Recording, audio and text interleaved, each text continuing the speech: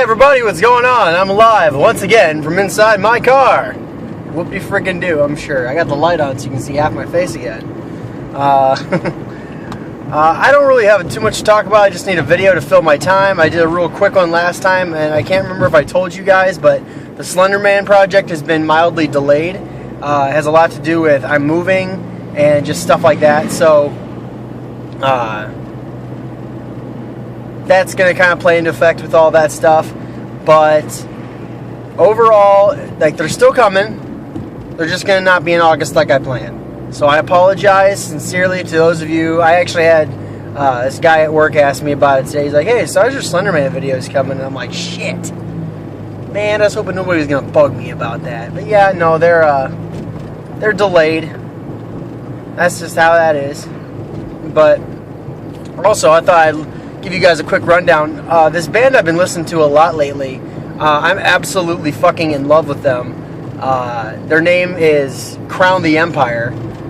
So you guys should really check. If you like the kind of music I like, you know, if you like, you know, A Day to Remember, Asking Alexandria, you know, Attack, shit like that, you should definitely check them out.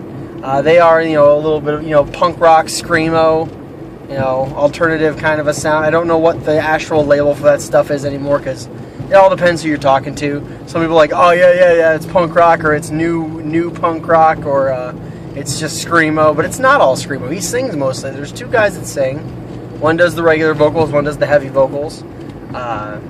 Unless you check out some of the earlier stuff, then there's just the one guy does both of them for some of it. But they're really good. They've got, I think, 2 albums out. I can't remember the name of the first album, but the second one's called The Fallout, and it's a great album. I just recently downloaded it. I had the song that they have on there called The Fallout, the album title track, and that song is what kind of got me hooked. And they've got a lot of really good ones on that album too. Like, you know, they just released their music video for Memories of a Broken Heart, and that's a really good one too. I really like that song. It's been kind of dominating my playlist. But they're really good. You guys should check them out. So if you like my kind of music, they're worth a peek. I can't speak too much for their first album. I do know that Johnny Ringo is a good song, and Voices, that's another really good one. But I think just the one guy does all the vocals for Voices. I don't know if it's before they had their screamo guy or what, but they're good. They did a really how I actually found them initially was they did a cover on one of the Punk Goes Pop albums, and it was for they covered Maroon 5's Payphone, and I was like, damn, these guys fucking rock the shit out of this. Like, don't get me wrong, I've got a soft side when it comes to music. I do like Maroon 5. You hate all you want, but I like them. But they covered that song, and I was like, oh, then, you know, it caught my attention. My kind of music covered a song by another band I kind of like. So I checked it out. It was really good. They're worth a peek. I downloaded their whole album. I think it's amazing. But that's just me. I probably have to burn it for my roommate. So Jones, I'm sure you're going to want it too. Because he's been kind of listening to that stuff with me, so I've got him into, like, he's heard it before, like, he liked that music before, but I feel like I've kind of gotten into a lot more of it, you know, so that's good, variety and shit. I don't really know what else to talk about. I had, like, a few other things I was going to discuss with you guys, and I don't remember what the hell they were, like, at all. Like, I don't even know. It's weird. I was told I needed to start going back to doing shout-outs, but I'm not going to right now. It's, you know, 6 o'clock in the morning. I'm almost home. I don't feel like doing shout-outs for no reason, just to fill airspace. I don't really want to do that. I could tell you guys a story, but I can't think of any that are short enough that are worth telling.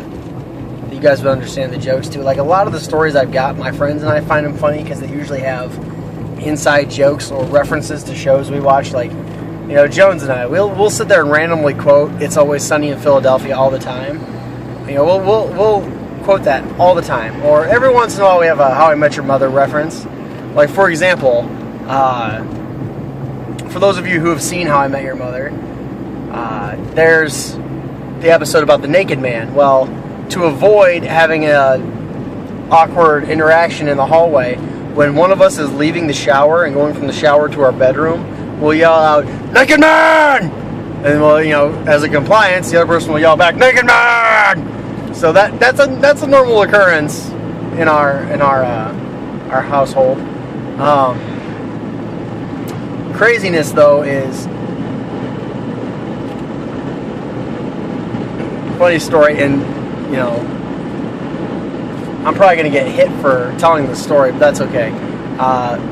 Back when I was single, I actually did the naked man after watching that. Like, we were talking about it one night, and I had this blind date with this girl, and I was like, you know what? I told myself, you know what? I should do the naked man if this is a bad date. And it wasn't like horrible.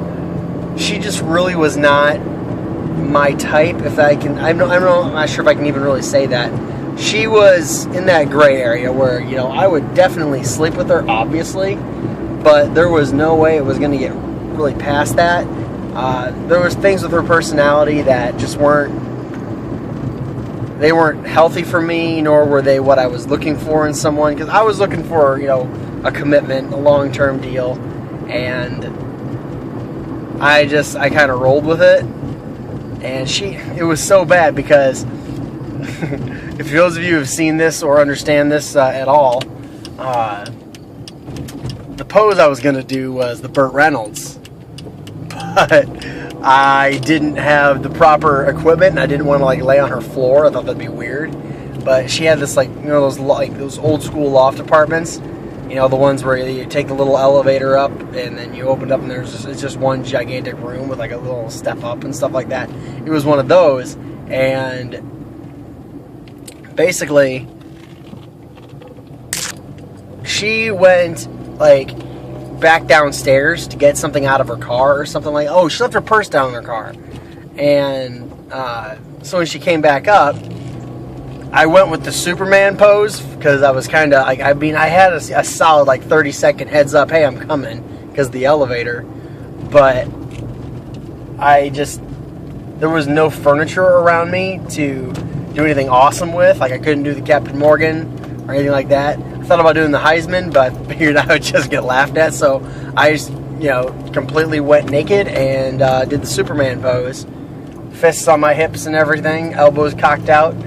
And I will say, that's the only time I've ever done it, but it also worked. I swear to you, it worked. So, the naked man has a 100% success rate for me. Of course, I've only ever done it once. Take that as you will, and yeah, How I Met Your Mother, changing lives. While we're on that subject, before I actually get out of my car, because I'm just pulling into my driveway now, before we get on that subject about How I Met Your Mother things actually working in real world, the whole "have you met Ted" thing, that works. A friend of mine, we went out to a bar like, God, I don't remember when it was. Would have been me. It was like a year or so ago.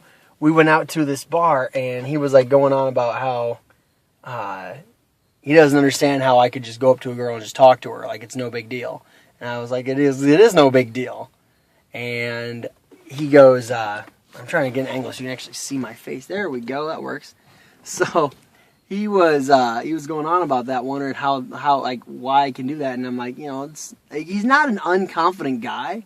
He just, I don't know, he didn't see how that could work. And I was, well, for lack of a better term, I was set up for the evening. So I was like, okay, I'll wingman for you. And I was like, you want to try something? He goes, what's that? I go, just follow me up to the bar. And I go up to this girl. I'm like, hey, how are you doing? He goes, and she turns around and she goes, oh, I'm okay, I guess. I go, hi, I'm Kurt. She goes, well, hi, Kurt, nice to meet you. And I was just like, have you met him? I'm not going to say his name because I don't want to, like, embarrass him. So I'll just say Ted anyway. So I'm like, so have you met Ted? And then I just kind of walked away. Went over and talked to another friend of mine who was at the same bar, and you know, we were just bullshitting for a little bit, and I turn around and look, and my buddy's making out I kid you not. Making out with the chick I introduced him to at the bar. I didn't meet this chick before, you know? And I was like, How I Met Your Mother worked. So we call that the How I Met Your Mother method. It's a little bit of a mouthful, but it's good. So anyway, I got nothing else to talk about. I'm home. I want to go to sleep. So, bye!